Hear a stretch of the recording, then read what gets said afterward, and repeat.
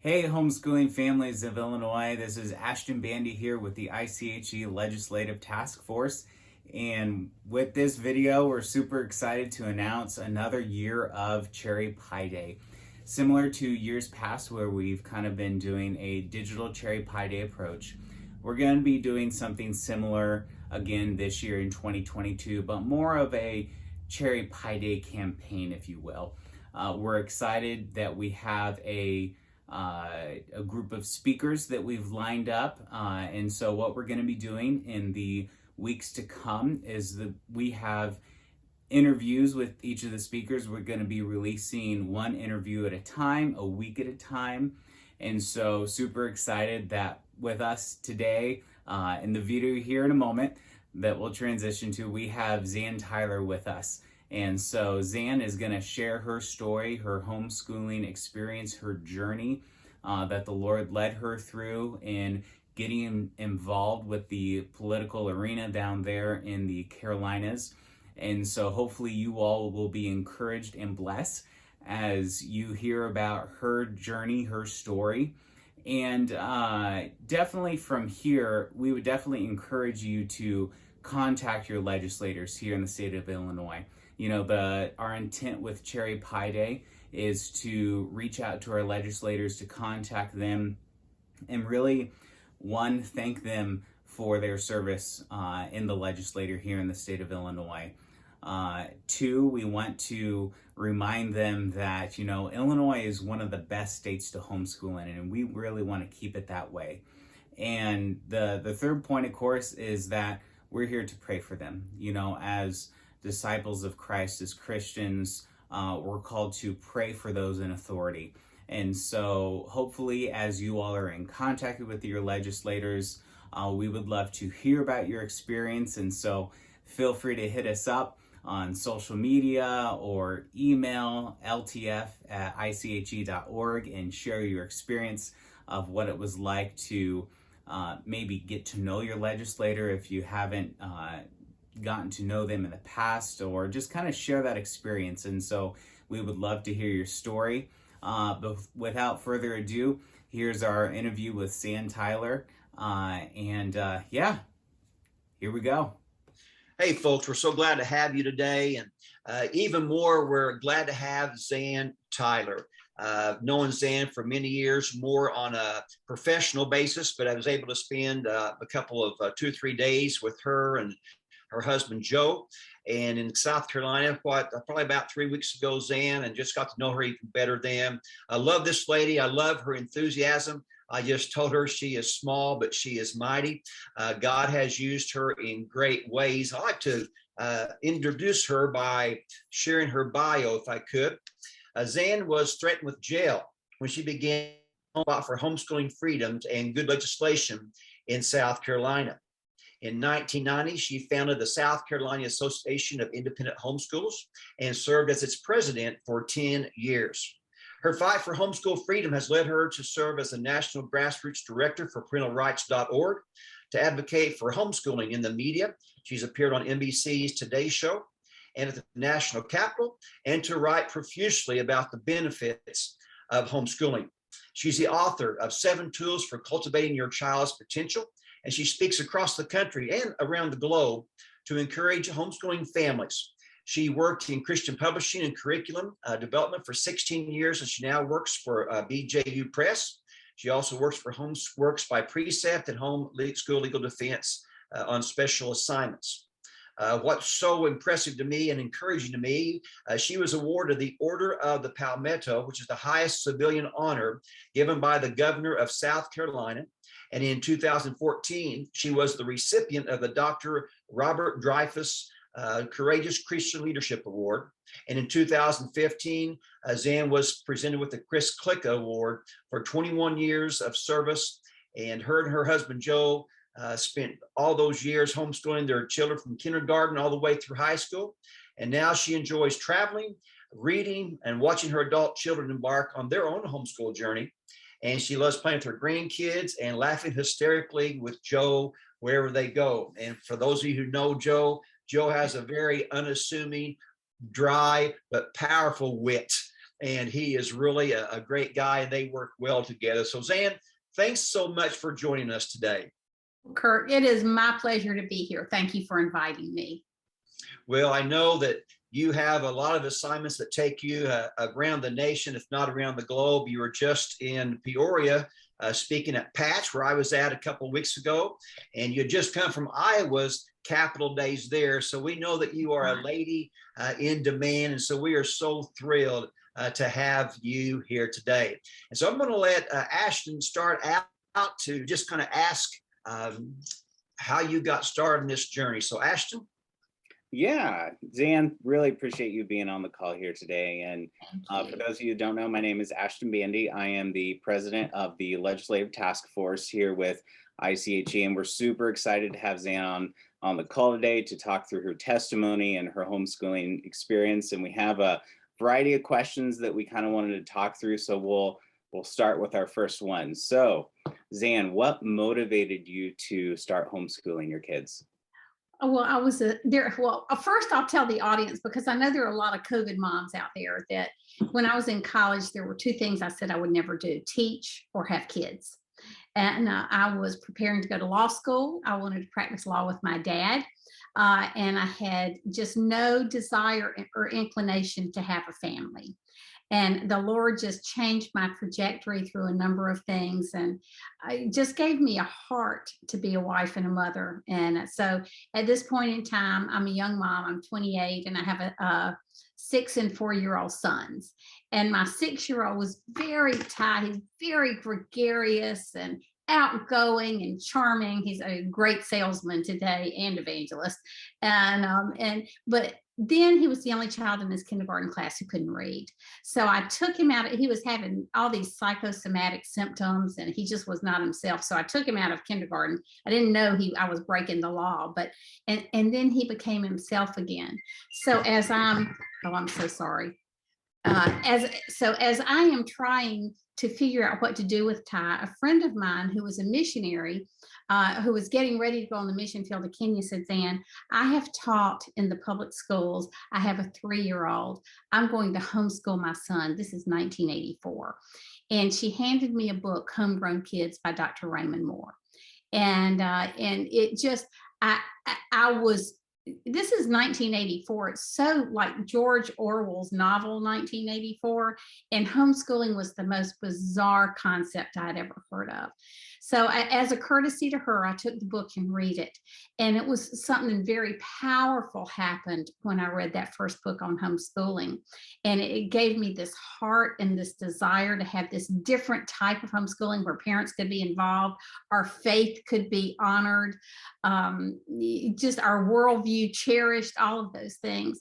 And service could be a big part of our day. But at the end of the day, I couldn't wrap my arms around really homeschooling in 1984. And I just told the Lord, no, I'm sorry, I cannot do this. So to make a very long story short, the principal called me after accepting my 6-year-old son in their 5-year kindergarten, because that was the sort of the PhD's recommendation, just hold him back a year. He's a boy. Let him get ready for first grade. And then they changed their mind, and private schools were filled at this point in time. So I couldn't put him in public school. I couldn't put him in private school. And it was like, all of a sudden, the Lord said, I want you to homeschool. So we found the application. This is why I'm a big proponent of HSLDA. It's 1984. There's no internet. You have to put on your thinking caps to think about this. No cell phones, no internet, no HSLDA, no support groups. I mean, when Joe and I started, we didn't know anybody in the world who homeschooled, not one physical person. I had this book, that was it. And I had the Holy Spirit. And so it was just, it was very, very daunting. We couldn't find an attorney who had even heard the word homeschooling, and the Lord finally brought us one. The school districts nor the state board would even tell us what the law was. So we had to hire an attorney just to find out the law. We couldn't go to LexisNexis or the internet or connect with people in other parts of the country who might have been homeschooling then. And so our school board turned us down after I turned in an application about that thick. So we had to apply, we had to appeal to the State Board of Education. Our attorney told us they would just rubber stamp that, and rubber stamp the school district decision. So I said, well, what happens after that? And he said, well, Zan, you'll end up in family court. And I'm arguing with the Lord the whole time. You know, I told you this was a terrible idea. So I had this brainstorm. The state superintendent of education at that point in time had observed my mother's public school classroom when he was getting his PhD. My mom was an excellent teacher. And so I knew him from a little girl growing up. So I called him up and I said, Dr. Williams, this is Zan Tyler. I've got a problem. Can I come see you? He said, sure, I'll clear my calendar. He was a friend. He was my mom's friend. And so I went down and I thought I would say, okay, I'm a very concerned mom. I've had TIE tested. I went through the public schools first, then the private schools. And now this is my only option. And I thought he would say, Zan, you are a caring mom and I can see your predicament. What can I do to help? Instead, he says to me, well, you know, if you can continue down this homeschooling path, I will have you put in jail for truancy. And that was not the response I was expecting. So that was, you know, I heard this voice somewhere in the room saying, well, Dr. Williams, you'll just have to put me in jail then. And later I realized that was me who had said that. It was kind of I was in such shock, really, that I don't even remember saying that. I just remember hearing it. And so that was kind of my do or die moment, my give me liberty or give me death moment, where I thought, okay, Lord, here we go. Well, and I so appreciate, Zan, you sharing that background, because that is so far away from where we are at 30 years in the homeschooling community. And I think people have heard some of these stories, but you really personalized that was your reality. That was what was going on, not just in South Carolina, but in many states. And we have it so good today that we can unintentionally get very apathetic about the positions that we hold and the freedoms that we have today. So overall, I assume, I don't know about your parents, but so overall, your decision was not backed up by people who you thought would back you up. Right. Well, you know, I didn't expect a lot of support because honestly, I kept saying, Lord, what am I doing? This is so odd. But I didn't expect the hostility either. We had neighbors who wouldn't speak to us, people at church who wouldn't speak to us, family members who wouldn't speak to us. My mom and my dad, actually, bless their hearts, they're now both in heaven, came to my defense.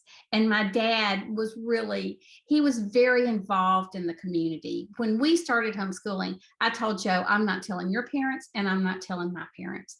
And he said, well, at some point, they're going to notice the kids aren't getting on the school bus. And I said, I'll tell them then. I just wasn't up for all that controversy.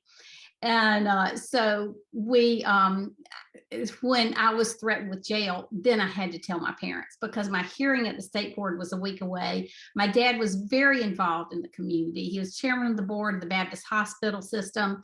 He was, you know, just did a number of things. And I thought it's going to be in the newspaper, and it's not going to say Zan Tyler goes to jail. It's going to say John Peter's daughter goes to jail. And so I went to see my parents. And I said, Mom and Dad, I'm homeschooling Ty. The school board has turned me down. Dr. Williams just threatened to put me in jail, and I didn't want you to read about it in the paper. And then I just was hysterical and I left. My poor parents, I couldn't have answered all their questions about homeschooling, but because I had very few answers then, just a calling. I had a calling and very few answers. So my dad ended up speaking with a senator's wife whom I'd worked for in high school at a hospital function the next night. And that senator flew down from Washington and met with the state superintendent for me. And then they, you know, approved my program out of hand. But that did set us on an 8-year trajectory of either being in court or being in the legislature to find a solution to the homeschool problem in South Carolina. Wow. Yeah, that's great. And I know that there's just a lot of history where people such as yourselves have gone through a lot of ordeals and trials and just bringing you to where you are today. And so it's super excited to to see where the Lord has brought you through that. But how exactly do you think God used your journey with homeschooling for His glory and actually increased homeschooling rights there in South Carolina? It's sort of interesting. It's like the three, you just, the older you get, the more friends you have in scripture. And so it's like Shadrach, Meshach, and Abednego became three of my best friends during this journey. I can't wait to see them in heaven. And I just thought, when I was studying them, when I was being threatened with jail, my thoughts and comments to the Lord were, why didn't you just leave them alone? They had already been kidnapped from their home country. They'd gone through so much, and now you're going to throw them in the fiery furnace. But the result of that was God got so much more glory with Nebuchadnezzar when they came out of those flames undamaged. He proclaimed God is God. And so I just think sometimes, regardless of who we are or the problems we see, God puts us on the platform of those problems so that when He solves those problems, He gets the greater glory. And, along the way, I've learned a lot of lessons about freedom, the Constitution, those types of things that have been invaluable. And I will say this, people think today, because there's so many homeschoolers, that we should no longer have to worry about freedom because there's strength in numbers. While there is strength in numbers, I will say there's a bigger target on our back. And so when these people leave schools, public schools, government schools in mass numbers, a lot of tax money leaves with them. And so the schools begin to feel the blow financially in every other way. And so, you hear these rumblings all over the country of state legislators or school associations, whether it's school boards associations or the NEA or your state version of that, would really like to see an end to homeschooling. So we cannot, it's like Ronald Reagan said, if we don't teach our children the lessons of freedom, in our old age, we'll be sitting on a porch telling our grandchildren what it was like when America was free. Yeah. So we've got to teach the lessons of freedom, the lessons of our founding, those types of things. And Zan, I appreciate the fact, you were pretty well one person that God chose to use. And I think oftentimes we as individuals, especially, homeschool moms, they're busy raising their kids as you were. And it's tempting to think in this political climate today, what can I do? I'm just one person. Mm-hmm. And we see what God did in you, to you, and especially through you, that's not just affected your family, but all of South Carolina. And really, it's kind of been like a ripple effect out into the culture. So, we normally have our cherry pie day at the Capitol. Ashton has some real good incentives that he's trying to get started to go the year round. What would you tell individual homeschoolers who they're not a Zan Tyler? They don't have this connection with different people that God supernaturally brought to their life. What can they do to help preserve our freedoms? Because with all that is wrong with Illinois, the one thing they get right is the homeschooling laws. We are blessed. And that's so amazing. As a mom, what could you share to maybe help incentivize and motivate our group here in Illinois to stay active and involved? Okay. First of all, I just want to say thank you for that, Kirk. I just want to say that I believe that homeschooling is kingdom building work. And when you are in your homeschool and you're a homeschooling mom, sometimes you feel isolated or obscure or not important in the great scheme of things. But I believe that God is building his kingdom one child at a time, one family at a time through the homeschooling movement. Now, that's not the only way he's building his kingdom, but I believe that homeschooling is kingdom building work. And I just want to say, as a mom, if what you do with your life is homeschooling, you have been a kingdom builder. So we all need to just seek the Lord, find our callings, and know that within the calling that God has given us, he is going to use us for his kingdom. So I don't want anybody to think, I wasn't looking for a fight when I started homeschooling. I wasn't looking, I had been very politically involved in high school and a little bit in college. And so, when I got married, I was laying all of that on the altar. I had no idea that the Lord would resurrect my interest and some of my passions in this way in homeschooling.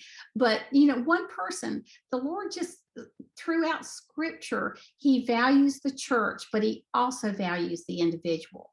And he is not the strength of the horses or the strength of the king or the mighty man. It's by his spirit that he works in us and makes a difference through us. And so I just, civically, there are a lot of things we can do, even if you're not called to be involved in government the way I was. We all need to vote, and we need to take our children with us when we vote. Resist if you can the mail-in ballot and go to the polls.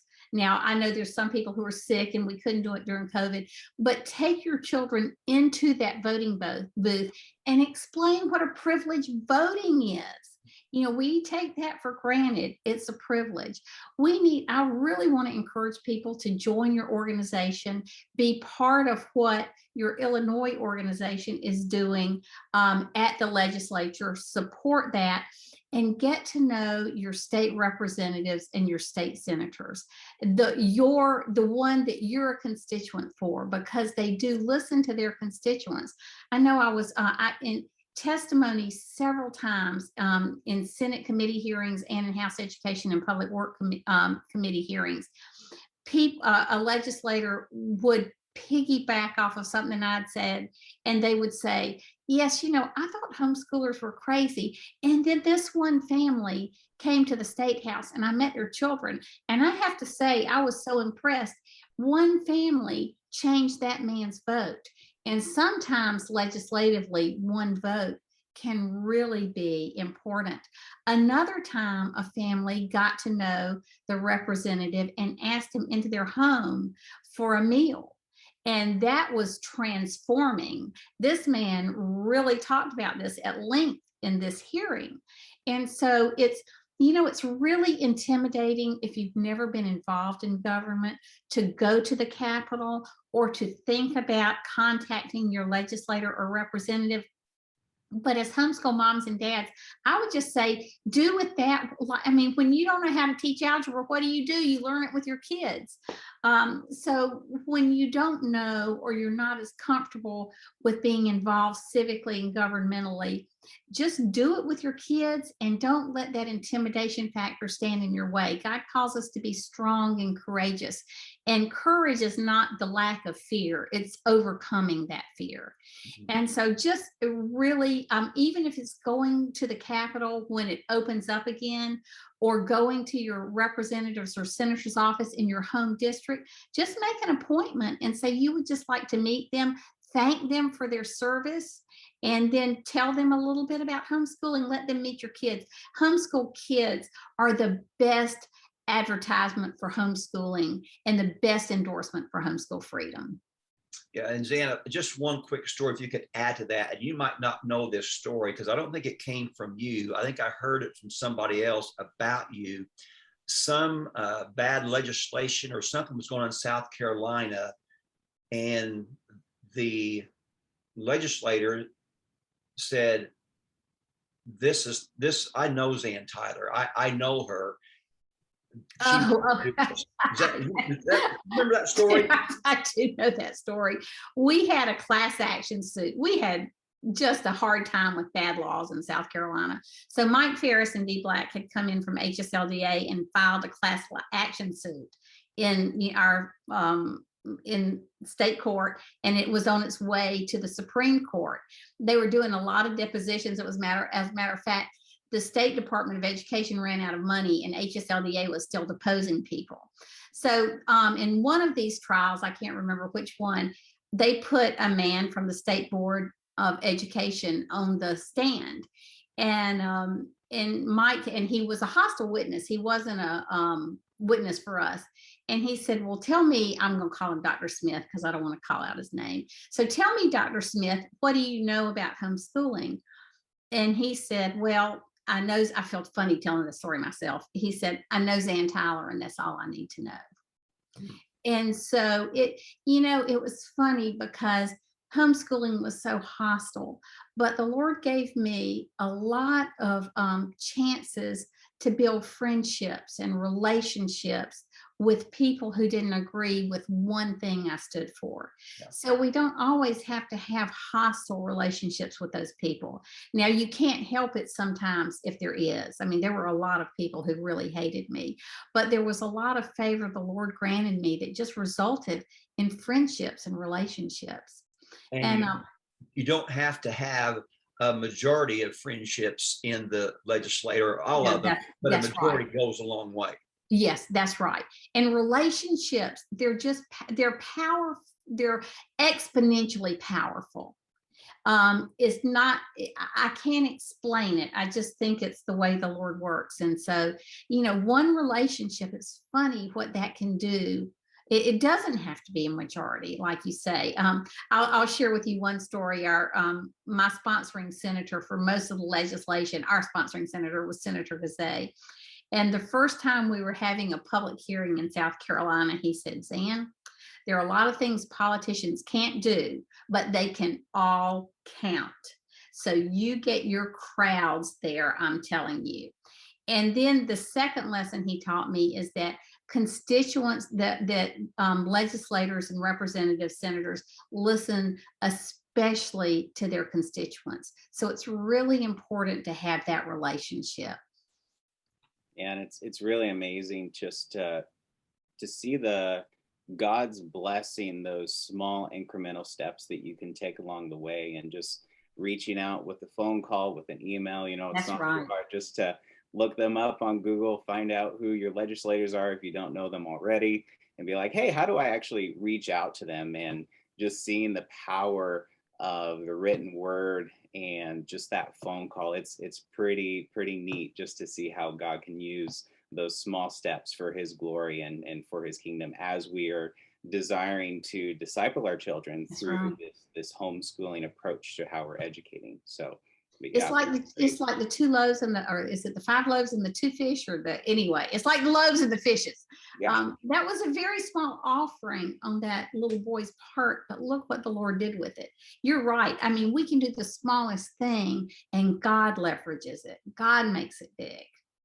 And Zan, I know we're wrapping up on our time, but one thought occurred to me. I really enjoy Joe. I just 3 weeks ago, just got to spend 15 minutes with him in the car ride from the airport to BJU. And I really enjoy him a lot. Dads are working, they're busy trying to bring income in. And so in this process, you're homeschooling. God's also used you at the capital level. What can you tell homeschooling dads here in Illinois, the Midwest? What are some things that Joe did, maybe overtly, maybe things very quietly, that encouraged you, that equipped you, that God used along your journey as well? Well, Joe was definitely the head of our home. I mean, I'm a strong personality and he's very calm, but he is just a very much servant leader. And so he traveled a lot in those early days. So there were weeks I'd be down at the legislature and Joe was gone. But the one thing I always had from him was his support and his encouragement. And he couldn't always even be there for the public hearings. And I realized at one point that and I want moms to not be too hard on their husbands if they're not teaching courses. I think it's great when husbands get in there and teach courses. Joe taught the boys technology. I called him our chiropractor of attitude adjustment because he's just such a fun person. And he'd come home and we'd have had those bad days. He said sometimes he'd sit in the car and he'd say, Lord, help me to go into what I'm facing tonight, because you have great days as homeschooling moms, and sometimes you just have awful days as homeschooling moms. And so he was always able to bring that right attitude, that happy bonding fellowship back into the family. And I don't know, he was just incredible in that way. And so what I was going to say, school districts have a lot of different kind of personnel. I'm not suggesting we model ourselves after them, but they have people paid to take care of the financial responsibility, and teachers and curriculum people and all of that. And so I was just very thankful that he was willing for us to live on one income at the time and support. He used to call it supporting my homeschool habit. And so I was so grateful for that.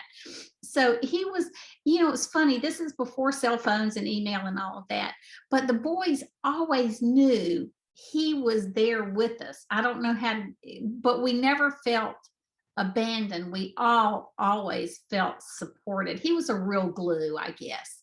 Yeah, I was going to use the word rock. Yes, that's the best word. Yes. Yeah, he's just solid. And the point I think that homeschool moms, especially out there, but also homeschool dads, it's that support that moms need, because there are enough people second guessing what we do, especially we ourselves as homeschooling parents, that moms, the number one things that moms need from us husbands is just, you can do it. I've known folks who've kind of threatened, well, if you just can't handle this, we'll just put them back in public school. That's right. The last thing a wife needs to hear and wants to hear. But that is, if you can say, hey, we can do this, you are changing our spiritual legacy. And again, dads are there doing their work as well. But moms need that support day by day, because our first graders are not going to tell their moms, oh, great lesson day, mom, I am inspired. I think homeschooling moms, it's the epitome of delayed gratification. Yes, that's right. Delayed Thanksgiving. Backup. It's a walk of faith. And I tell folks that homeschooling success is not gauged by days, weeks, and months, but by years, maybe 2 or 3 or 4 years. And so we dads desperately need to be a part of that journey, above all to encourage our wives who tend to have more of the day-to-day responsibilities. Yes, I think that is a great word. I think that's a great word of encouragement. Well, we are so grateful, Zan, that you took the day out with us. And again, love your approach to life. I love your and Joe's enthusiasm. Ashton, anything else you want to say as you wrap us up? I think I'm good. We were able to really get our questions covered, and I really appreciate Zan taking her time, like you said, Kirk, to just kind of talk through things with us today and share your testimony, your experience as a homeschooling mom, and just seeing the Lord's grace and mercy through your life as you're homeschooling your children and bringing you to where you are today. And now you have that experience to share with others. And so definitely excited and encouraged through your testimony. I really appreciate you taking the time to do this with us today. Well, thank you. It was such a pleasure to be here. Homeschooling and freedom are my passions. And so it's just always fun for me to be able to express that. Thank you. Well, again, thanks so much, Zan. And as Ashton will be interviewing some more legislators as time goes along during this digital cherry pie event. So please stay with us, and I hope you're encouraged and blessed by the various speakers. So this is Kirk Smith, Ashton Bandy, along with Zan Tyler for the ICHE LTF Legislative Task Force. Hope you have a great and blessed day. God bless.